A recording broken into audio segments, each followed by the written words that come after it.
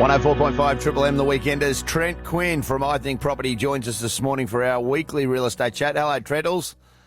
Good morning, all. Happy Stradbroke Day. Yeah, look, a big day for that. Wallabies playing this afternoon. But, mate, I'm on the countdown. I know it's Stradbroke, but the real cup takes place next Saturday at the Switch. Oh, you are excited, aren't you? I am. I've been ringing you for 2 weeks. I've been ringing you for 2 weeks how excited I am about the Ipswich Cup. It's going to be a massive... Listen, that's not plugging the Ipswich Cup. It's a national event. Are you taking a date? No, I'm going on my own. Yeah, don't you know that? Can you take me? No, definitely not. Well, after today, you are definitely not coming out in public with me. Hey, good time gal over here. Hey, listen, Trent, the good time gal is a little bit dusty, but what I wanted to talk about this morning was in the real estate process. We've all been here. We elect an agent. We've got an unrealistic value on what our property is or what we think it's worth. It doesn't reach its target market. Instead of looking at the process, we sack the agent. Yeah, well, sounds very cold when you put it like that, Dobbo. But yeah, look, it does happen, and I guess for a lot of people, when you face that challenge, so you've been on the market for a while, you're sitting there, your house hasn't sold, you're sick of mowing the yard, you're sick of getting the house ready for open homes. Kids, don't touch this, don't touch that, just in case someone wants to come through. So you look at, okay, well, why hasn't it sold? And then 9 times out of 10, the default position for the seller is, well, let's blame the agent or let's change agents or this, that and the other. So, yeah, mate, it can happen and it does happen. Why is it always a price reduction that needs to happen? You know, like I know people are emotionally invested in their property and it has sentimental value and all of those sorts of things. But why is the result always we need to drop the price?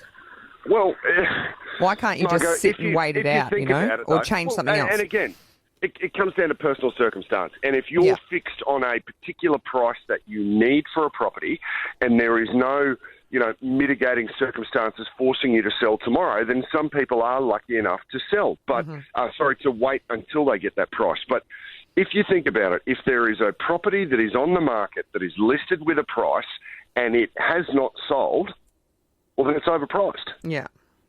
Because if it wasn't overpriced, then it would have sold. Or maybe it's just not the right buyer.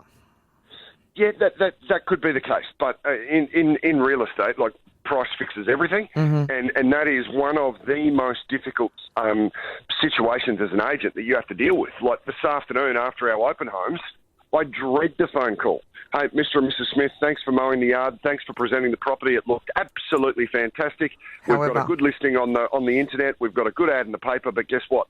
No one came through your open home today. And I guess because people are paying. That is the worst phone call to make. Yeah, and people are paying. It's not cheap to list your house for sale. You do an ad, you do the photos, you do an ad in the paper. You do a courier mail spread, and you pop it on the internet, and you pay an extra $100 to be the premier property, and then you've got to fork out a commission. So I guess people want a result. Well, they want a result. And again, it comes back to the basic premise of real estate is you have something that you wish to sell, you engage an agent to sell it. If the agent sells it, that's because you've achieved a price you want and the agent gets paid. So that's the basic premise of it. And as the agent, what we're trying to do is we're trying to position the property so that we can make it attractive to the market. And sometimes it might be as simple as, hey, why don't we tweak this room, or why don't we fix this, or why don't we do that? But 99 times out of 100, to make it more palatable to the market, it is, well, Mr. and Mrs. Seller, we need to drop the price. Because what annoys me... Sorry. Go on. What annoys me is they come in and they promise you the world. Like, I've sold a few houses over my time, and they come in and they're like, oh, it's amazing, we'll sell it in no time, and I'm going to bring buyers from this area and, bring them over to this area because this is the new up-and-coming new farm, or whatever.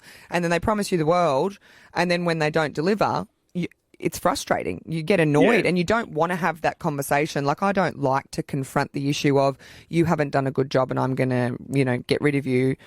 It's always a tough conversation to have. I think she'd be perfect at it. I don't think there's... Trent, don't believe that. She loves confrontation. Hey, good on you, mate. Thank you so much. I'll see you. I'm looking forward to having a beer with you at the Ippy Cup next weekend.